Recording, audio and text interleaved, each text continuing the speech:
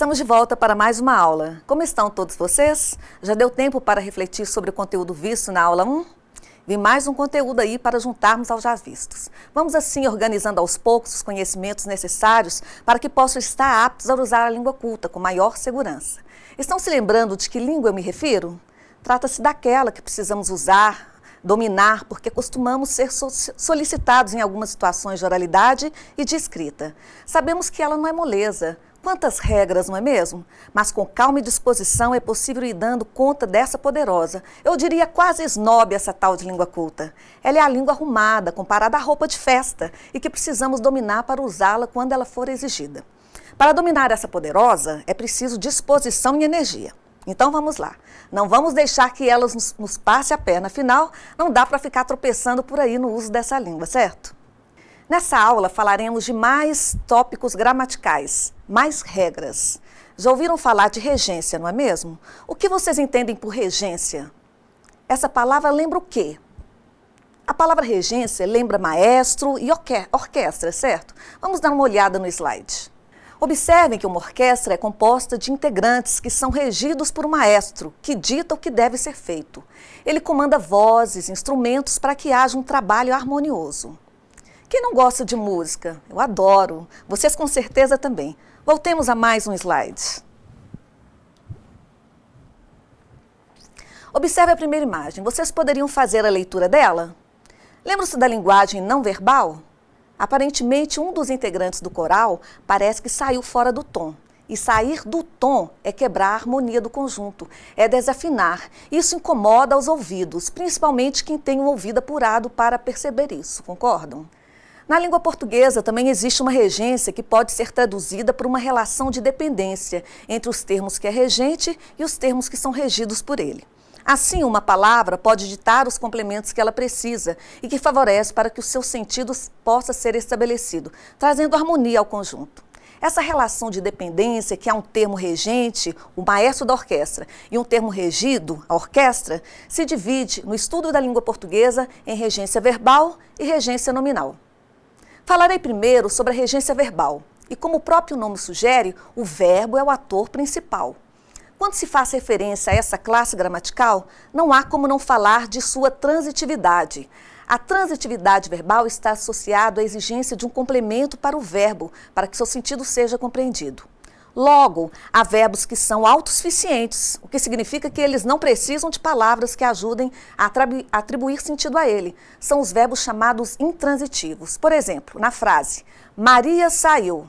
O sentido do verbo saiu está claro. Não é preciso um complemento para que ele possa ser entendido.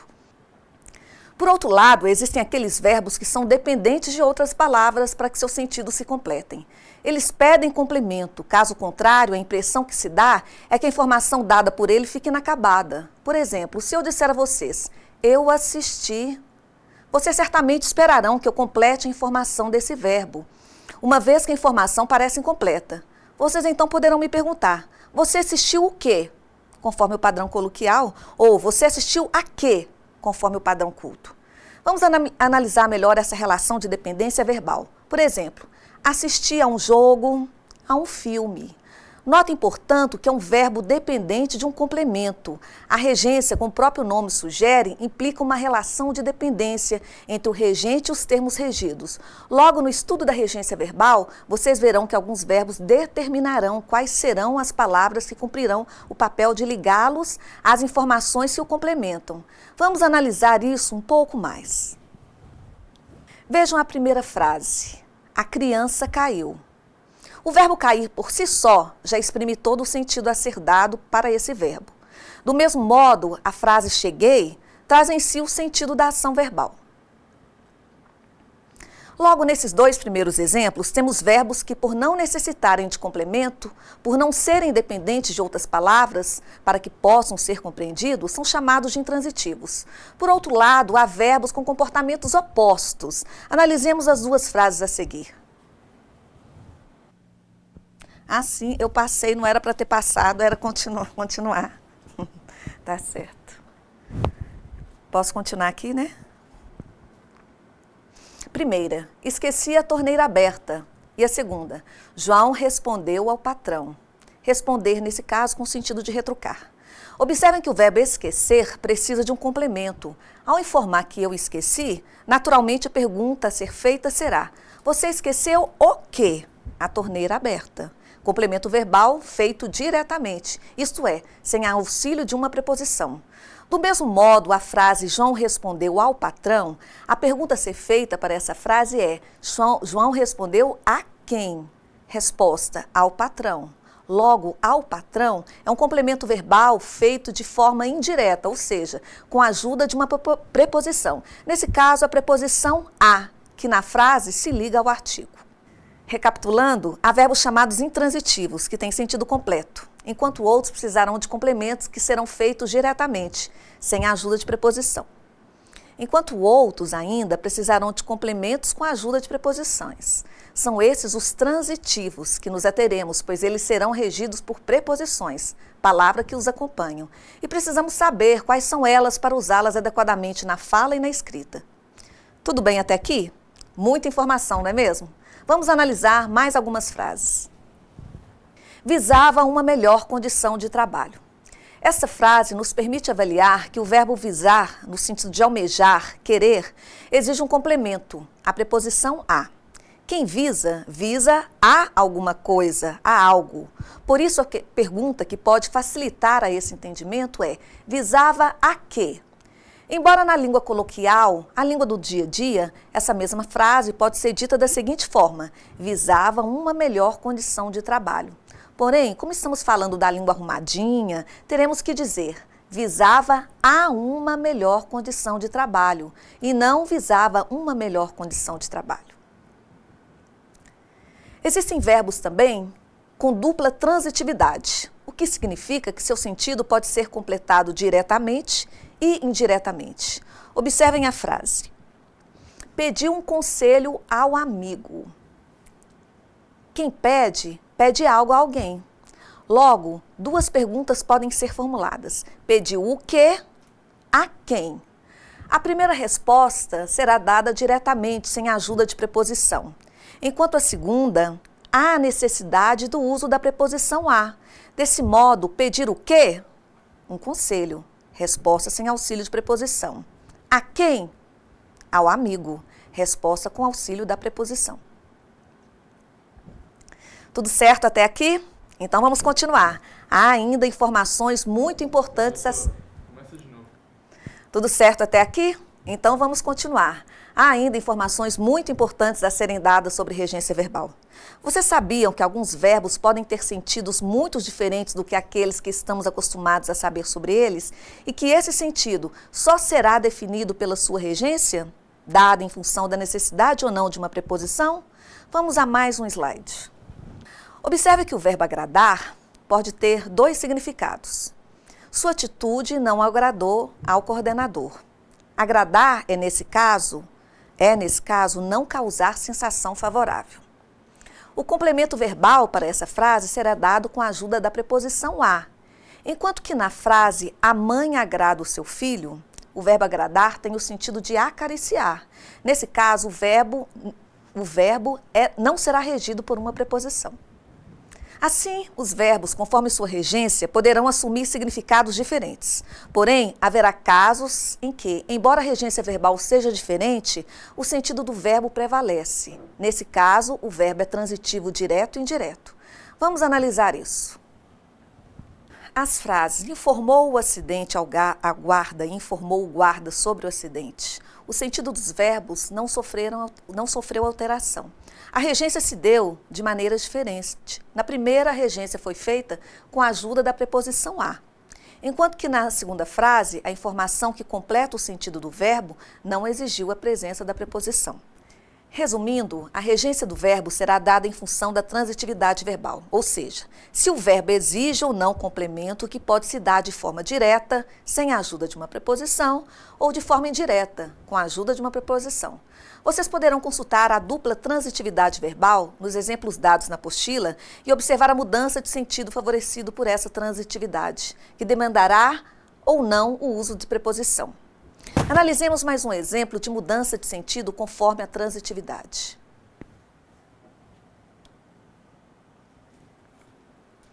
O verbo visar pode ter o sentido de dar um visto, ou pode ter o sentido de almejar, desejar algo. Sendo nesse caso, verbo transitivo indireto. Assim, a frase ele visou o cheque, o complemento verbal de visar é o cheque. Visou o quê? Por sua vez, o verbo visar, como verbo transitivo indireto, com o sentido de desejar algo, exige preposição. Assim, a frase João visava a um bom cargo, João visava a quê? O complemento verbal, nesse caso, se dá com a ajuda de uma preposição a. Observe um exemplo verbal que costuma nos pegar de calças curtas ou de saia justa. Já ouviram essas expressões? O verbo preferir é um verbo transitivo indireto. Logo, correto em frases com esse verbo é dizer eu prefiro uma coisa a outra. Assim, se deve dizer eu prefiro sorvete a picolé e não eu prefiro sorvete do que picolé. Meus caros, coisas de língua arrumadinha, cheia de detalhes que podem nos passar a perna se não soubermos sobre eles. Estamos terminando a regência verbal. Um pouquinho mais de fôlego. Uma informação relevante ainda diz respeito a verbos transitivos indiretos, ou seja, aqueles que precisam de um complemento regido por uma preposição. Esses verbos não podem ser passados para a voz passiva, o que quer dizer que a ordem da frase não pode ser invertida. Assim, peguemos o exemplo dado na apostila que deve ser revisto por vocês. Uma multidão assistiu ao espetáculo, mas não o espetáculo foi assistido por uma multidão. Essa inversão alteraria o sentido da frase. Chega de verbos por hora. Passemos agora para outro tipo de regência, a regência nominal. A relação de dependência agora se dará entre o nome, substantivo, adjetivo e advérbio e as palavras que podem complementar essas classes. Vamos para um slide. Observem nos exemplos dados que os nomes representados pelos adjetivos essenciais, aptos e impacientes são acompanhados de preposições que auxiliam para que seus sentidos sejam completados. Essas palavras comportam-se da mesma forma como os verbos. Há verbos que exigem preposições para que os sentidos sejam completados. Do mesmo modo, alguns adjetivos, substantivos e advérbios requerem também a preposição. Por exemplo, a frase cuidados com a alimentação é essencial para uma boa saúde. Assim, a palavra cuidado exige a preposição com. Essencial exige a preposição para. A palavra apto exige a preposição a. Assim, quem tem cuidado com. Cuidado com alguma coisa ou alguém. Quem está apto a realizar algo. Logo, quem é capaz de. Quem está apto é apto a. Quem é impaciente com. Enfim, vocês poderão conferir algumas dessas palavras e as preposições que costumam as acompanhar. Vamos agora para uma das questões gramaticais que costuma nos deixar de cabelo em pé. Um grande vilão que costuma gerar dúvida, a crase. Vocês têm dúvidas enquanto se usa a crase? Acredito que sim. A crase é o uso do sinal grave, um sinal gráfico indicativo de fusão da preposição a e o artigo a. Até aí tudo bem, mas vocês poderiam me perguntar, quando se deve usar a crase? Ou quando não se deve usá-la? Vamos dar uma olhada no slide. Como é regra geral, usa-se esse sinal grave sempre que o termo antecedente exige a preposição a e o termo consequente, posterior, exige o artigo a. Vejam a frase. Obedecemos à norma. Nessa oração, o verbo obedecer requer a preposição a. Quem obedece, obedece a. E o substantivo norma requer o artigo a, quer dizer, a norma. Além dessas regras, outras podem ser orientadoras para o uso desse sinal gráfico. Diríamos principalmente que a crase é feminista, representa muito bem a sua classe. Crase é uma palavra do gênero feminino, portanto ela abomina qualquer indicativo da presença do masculino. Se ele aparecer, a crase está fora. Vamos para algumas regras nesse sentido. Não se usa o sinal grave indicativo de crase em alguns casos. Diante de palavras masculinas, de verbos, de nome de cidades, estados ou países que não aceitem o artigo definido feminino. Nesse caso, vale o famoso trocadilho. Quem vai, a, volta, da, crase a. Quem vai a, volta de, crase para quê? Fácil essa, já sabiam, né? Há mais regras que podem ser conferidas por vocês no material e que poderão ser exercitadas na resolução de exercícios. Para fechar o tópico da crase, vejamos a seguinte tirinha. Observem que na tirinha há indicações sobre o uso da crase. Deixa eu ler aqui. Letra A. Aonde você vai? À praia. Vou ver a crase. Este é o caminho do campo. Ao campo eu não vou. A crase me quer à meia-noite, em frente à orla, para um bife à parmegiana, à luz da lua. Às vezes, as crases são muito exigentes. Portanto, percebam, em ir à praia, vale aquela regra. Vai a, volta da, crase a. Uso do indicativo de horas à meia-noite, à orla, na palavra à parmegiana, indicando que o bife é à moda parmegiana e ainda à luz e às vezes. O personagem termina dizendo sobre a exigência do uso da crase, que se pode definir principalmente de ela não aparecer na presença de palavras masculinas. Acredito que essas regras poderão ajudá-los muito. Aos poucos, com a resolução de exercícios, vocês certamente irão assimilá-las facilmente. Prontos para mais um tópico? Diria que trataremos de um tópico que costuma marcar a fala e a escrita dos falantes de língua portuguesa de forma muito negativa, principalmente para quem já tem um nível de instrução. Trata-se da concordância verbal e nominal. É um tópico, pois, que merece destaque, porque, de certa forma, o desvio quanto ao uso da concordância costuma ser muito estigmatizado, sofrem preconceitos e são criticados. É um desvio, portanto, que deve ser evitado, principalmente por quem já tem um nível de instrução. A concordância verbal trata da concordância entre o sujeito e o verbo. O verbo concorda com o sujeito em número e pessoa. Assim, sujeito no singular, verbo no singular, sujeito no plural, verbo no plural, obedecendo a pessoa do discurso. Observem a tirinha de Agar. Se eles não forem embora, logo nós vamos precisar dormir em pé. Vejam que o pronome eles trata-se do pronome da terceira pessoa do plural. Sendo assim, o verbo tem que concordar com ele em número e pessoa. Do mesmo modo, nós é um pronome que representa a primeira pessoa do plural. Logo, o verbo também terá que concordar com ele. Portanto, nada de sair falando por aí que nós vai fazer um curso de administração. E sim, nós vamos fazer um curso de administração. Ou melhor ainda, nós faremos um curso de administração. A informação fundamental quanto à concordância verbal é que quem determina a forma a ser assumida pelo verbo é o sujeito. Logo, ele é um ditador que deve ser obedecido. E isso é ponto a não ser esquecido, ok? Acontece que esse sujeito, além de ser mandão, autoritário, ainda vem em dose dupla, tripla. E aí haja regras. Vamos dar uma olhada no slide. Observe que quando o sujeito é composto, quer dizer, apresenta dois núcleos ou mais, a concordância será feita conforme a posição que o verbo ocupar nessa oração. Se o verbo vier após o sujeito composto, ele ficará no plural, como no exemplo. O sorriso e a fé fazem parte de nós. Se o verbo estiver pós-posto ao sujeito, quer dizer, antes do sujeito, o verbo poderá ter duas opções de concordância. Ou concordará com os dois núcleos do sujeito composto, e vai assim para o plural, como no exemplo, fazem parte de nós o sorriso e a fé. Ou concordará com o núcleo do sujeito composto que estiver mais próximo dele, como no exemplo, faz parte de nós o sorriso e a fé.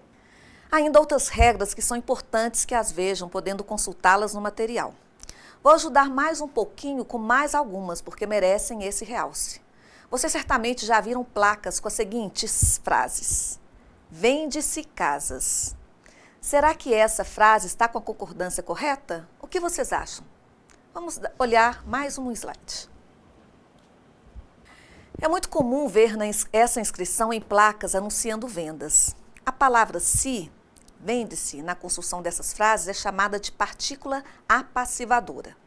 No caso do primeiro exemplo, aluga-se apartamentos, essa frase pode ser reescrita da seguinte forma: apartamentos são alugados, Fica mais claro assim essa oração reescrita, para entender que o sujeito dessa oração é a palavra apartamentos, não é mesmo? Logo, como o verbo deve concordar sempre com o sujeito, e esse sujeito está no plural, o verbo também deverá estar no plural. Portanto, a frase correta é a que está na outra placa, muito bem escrita. Alugam-se apartamentos e não aluga-se apartamentos. Outra concordância que também gera dúvida é a concordância com o verbo haver. Afinal, a frase correta é: havia muitos alunos atentos à aula ou haviam muitos alunos atentos à aula? Peguei vocês de novo. Vamos ver. Nesse caso, a frase correta é a primeira. Havia muitos alunos atentos à aula. O verbo haver, no sentido de existir, ficará sempre na terceira pessoa do singular. Falta-nos falar ainda de outro tipo de concordância, a concordância nominal, que também ganha muita importância no padrão da língua e na escrita de textos. O princípio é o mesmo da concordância verbal.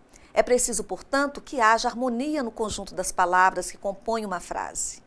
Porém, enquanto na concordância verbal o verbo ganhava destaque, agora quem vai ditar as regras na frase é outra classe gramatical, a dos substantivos. Ele ditará a forma como as palavras diretamente relacionadas a ele devem ter. Assim, essas palavras variarão em gênero e número, conforme o substantivo a que se referem. Portanto, o chefe agora é o substantivo. Vamos para mais um slide. Veja a imagem do adjetivo reclamando no divã sobre o substantivo. Quem deve concordar com quem? Nesse caso, o adjetivo é quem deve concordar com o substantivo, e não ao contrário. Vejamos isso na oração abaixo. As grandes cidades sofrerão com a seca. As palavras as e grandes, diretamente ligados ao substantivo, ajustaram-se a ele, concordando com ele, em gênero e número. Assim como o substantivo cidades está no plural, seus acompanhantes, o artigo a e o adjetivo grande, também deve estar no plural. Como podem ver, o substantivo assume as vezes do chefe. Ele dita as regras e as outras palavras que a ele se relacionam obedecem. Tá fácil, não? A princípio, isso não é mesmo muito difícil. Porém, na fala, é muito comum engolirmos os S's, não estabelecendo a concordância necessária à variedade padrão. Entretanto, se na fala a não concordância acaba passando quase despercebida, na escrita isso é muito visível e é inadmissível, ganhando um peso grande quando se fala na vida profissional. A coisa fica preta. Logo, essas regras precisam ser aprendidas. Em relação à concordância nominal, ainda há algumas particularidades que merecem atenção. Observe que quando há mais de um substantivo, haverá duas possibilidades para o adjetivo que com ele deve concordar, estando esses adjetivos antes ou depois desses substantivos. O que a regra diz? Ou concordará com o substantivo que estiver mais próximo, ou concordará com os dois substantivos. Assim, no exemplo dado, ele trabalhava com um patrão e gerente. Arrogante é uma possibilidade, ou arrogantes, a segunda possibilidade. Falta falar ainda do caso especial de concordância. Vamos ver o que vocês sabem sobre isso? Tutor, preciso de sua ajuda agora. Após minhas perguntas, dê uma pausa na videoaula e deixe esses nossos queridos responder a elas. Cursistas, anotem as respostas para conferirem depois, ok? Vamos lá. Digam qual é a forma correta das seguintes frases. Ela disse muito obrigada ou ela disse muito obrigado. Seguem anexas às cartas ou seguem anexa às cartas? É proibido entrada ou é proibida entrada? A porta estava meio aberta ou meia aberta? Fruta é bom para a saúde ou é boa para a saúde? Vamos ver se acertaram. Conferindo. No primeiro, o correto é: ela disse muito obrigada. Na segunda frase, o correto é que se diga: é proibido entrada. Só será usada a flexão proibida se o substantivo entrada tivesse sendo determinado pelo artigo definido a. Nesse caso, a frase seria: é proibida a entrada. Notem que eu disse a entrada. Terceira resposta, a porta estava meio aberta e não meia aberta. Portanto, meninas, nada de dizer eu estou meia cansada hoje. O correto é que se diga eu estou meio cansada hoje, o que significa um pouco cansada. Fruta é bom para a saúde, não fruta é boa para a saúde. A palavra boa estaria adequada se a frase fosse a fruta é boa para a saúde. Acertaram mais ou erraram? Viram como funciona essa tal de língua culta? Ela é danada, não é mesmo? Quando não a conhecemos, haja escorregões. Algumas outras regras de concordância nominal poderão ser vistas por vocês no material. Não acabou ainda, pessoal. Tem mais 2 tópicos importantes da gramática que eu não poderia deixar de falar. A pontuação e a nova ortografia. A pontuação ganha muita importância na escrita. Afinal, temos que marcar na escrita o que fazemos na oralidade a partir da nossa entonação da voz. A entonação que damos à nossa fala permite marcar as pausas, a certeza ou incerteza, as dúvidas, os questionamentos, o sentimento de alegria, surpresa, espanto, enfim. Na escrita, o recurso que se tem para marcar tudo isso é a pontuação, que deve ser usada adequadamente para transmitir o que queremos e não gerar dúvidas a quem irá ler. Atentos, então, para esse ponto fundamental na escrita que vocês devem dominar. E para que você não deslize no português, nós também preparamos algumas dicas de pontuação e de acentuação. Assim você não vai passar vergonha na hora de escrever o seu texto. Então vamos lá. Há pessoas que acham que o erro de pontuação é coisa insignificante, que não faz diferença uma vírgula a mais, um ponto a menos, pois estão enganados. E eu vou mostrar para vocês como a pontuação pode fazer diferença no sentido de um texto. Vou começar contando uma história. Certa vez, um homem muito rico e sem nenhum filho sentiu que estava prestes a morrer e decidiu escrever um testamento. Pegou papel e caneta e pôs-se a redigir, mas no meio da escrita ele bateu as botas e não pôde terminar o texto. Ficou faltando a pontuação. Veja só o resultado do que ele escreveu. Deixo meus bens à minha irmã, não a meu sobrinho, jamais será paga a conta do mordomo, nada dou aos pobres. E agora, gente, para quem vai ficar essa herança? Os interessados rapidamente apareceram e trataram de pontuar o texto de acordo com o que lhes convinham. Veja o que fez o sobrinho. Deixo meus bens à minha irmã? Não, a meu sobrinho. Jamais será paga a conta do mordomo. Nada dou aos pobres.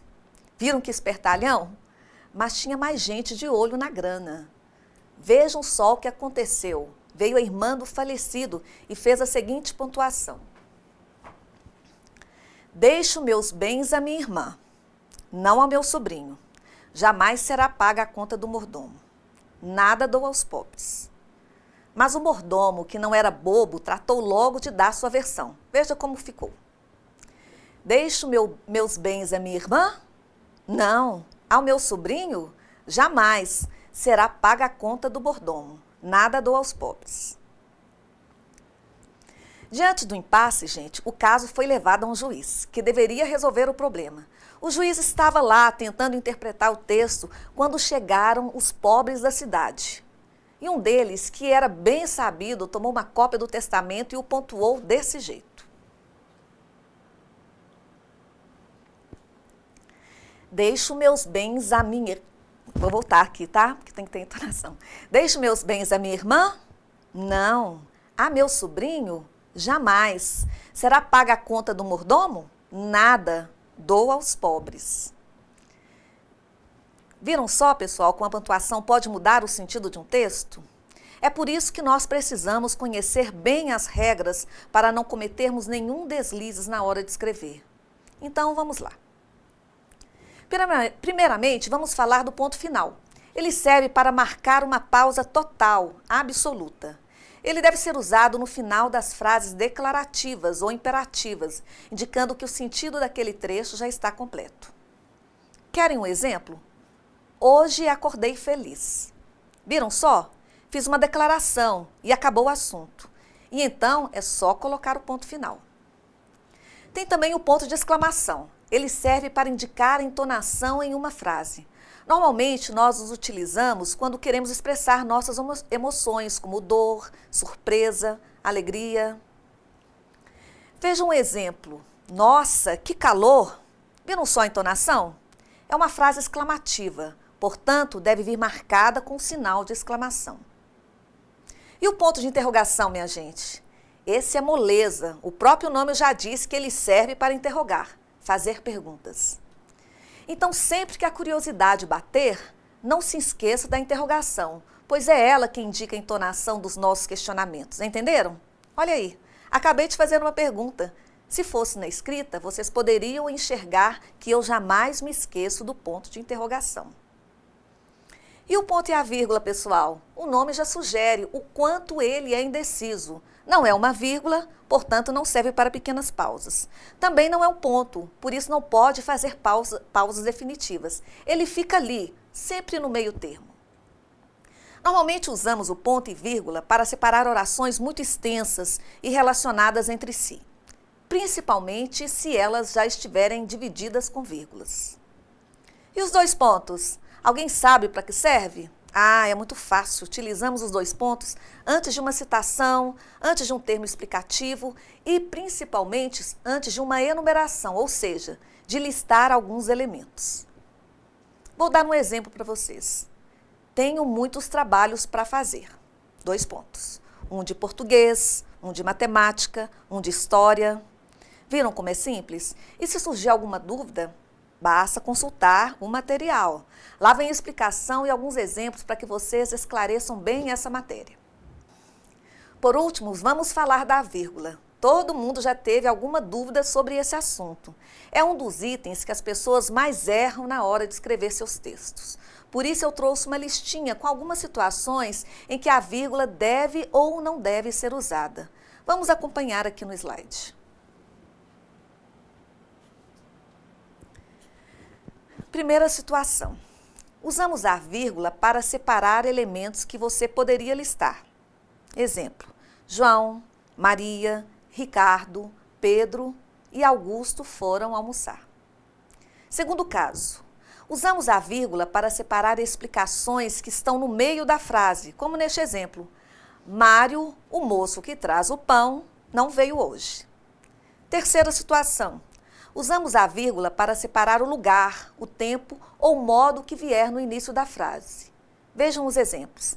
Lá fora, o sol está de rachar. Semana passada, todos vieram jantar aqui em casa. As vírgulas servem ainda para separar orações independentes, como neste caso.